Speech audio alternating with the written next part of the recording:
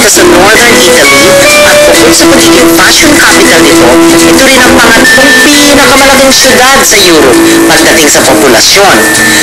Nasa estimated na 7.4 million ang population dito at nasa 200,000 daw ang populasyon ng mga Pilipino.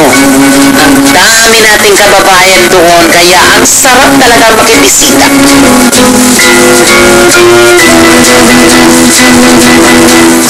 Excited ako kasi first time ko pumunta ng Europe.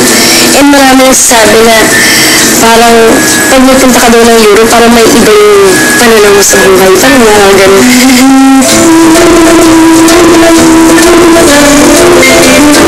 So, ginawa ko,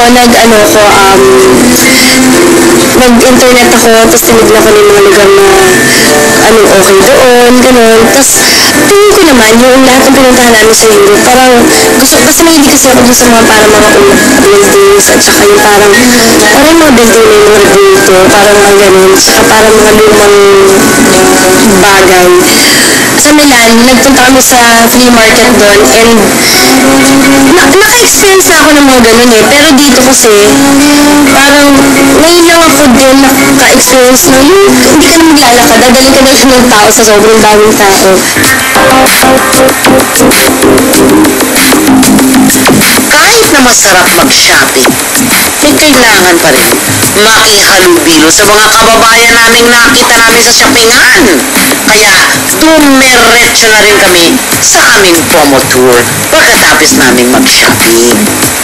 Ayan po, nakikita natin ang mga magagandang officers ng Eagle Point, ng travel agency na yan. Natuwan-tuwa din po sa aming pagdating. Ayan po mga kababayan natin. Andyan po silang lahat, gamit-gamit mga cellphones nila para makipag-picture taking sa amin. And at the same time, kuhanan kami ng kanilang recuerdo.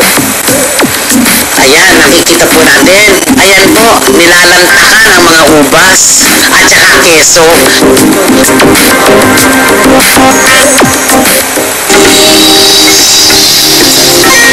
Hindi po namin akalain na pagpunta namin dun sa aming promo tour sa Milan ay makikita namin itong isa sa mga matagal ng #1 fan ni Rico J.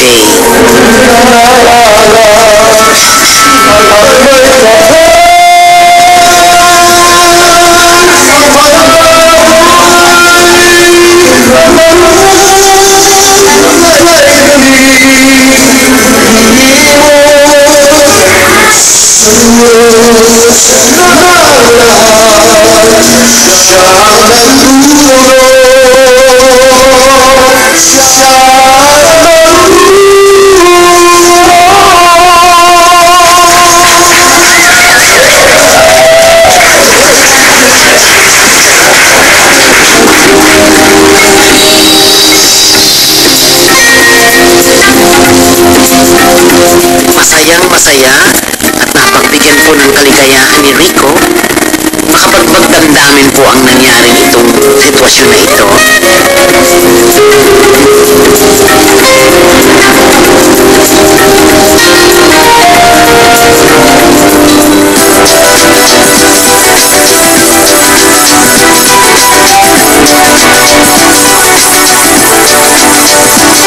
Buenos Aires, yan naman ang lugar ng maraming shoppingan.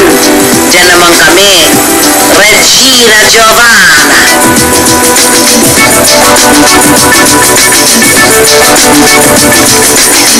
Pagkatapos, ang swerte namin talaga dahil niyaya naman kaming mag-dinner kasama ang Consul General.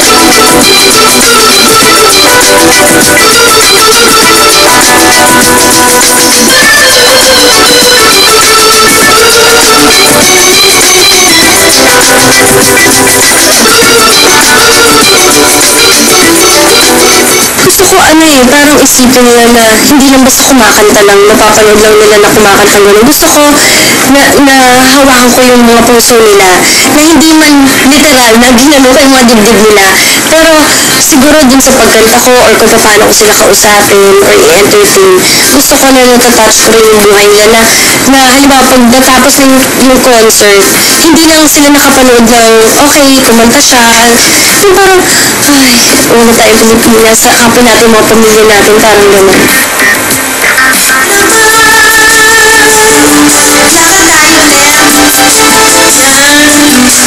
Yari, nasa natin bar tayo. Ang lamig pala dito sa Milan. Pati sa loob ng tent, malamig din, no? Pati kamay mo malamig. Basa-basa ka. Ewan ko ba kung bakit tayo Hindi ka naman guwapo. Okay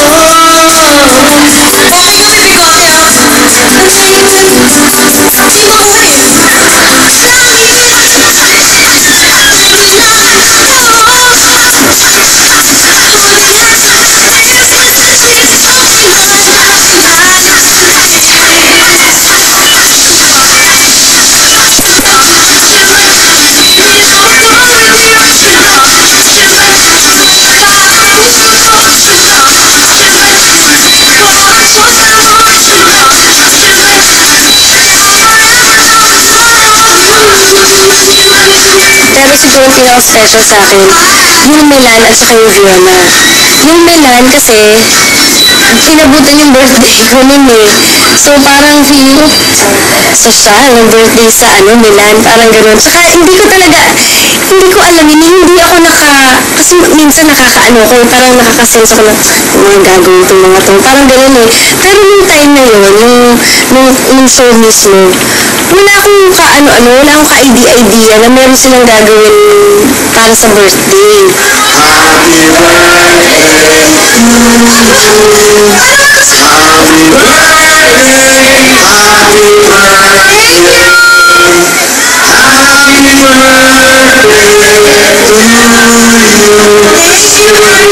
Happy ako yung kakonsyado doon. Na-accomplish ako eh. It was a surprise talaga, no? From the staff ng kumustahan and the organizers doon sa Milan, no? Because it was the last stop. They closed all the lights.